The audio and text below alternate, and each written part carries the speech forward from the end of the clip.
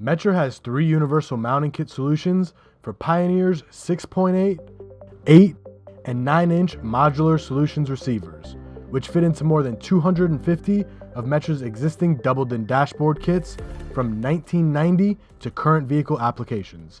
How does it work? Start by removing the factory dash panel and radio. Next, you will assemble your vehicle-specific kit into the universal kit and plug in all of the harnessing. Now here you'll see where we use our existing double-din kit with the universal float mount kit and the radio chassis taking place of the double-din radio with brackets that float the Pioneer modular in front.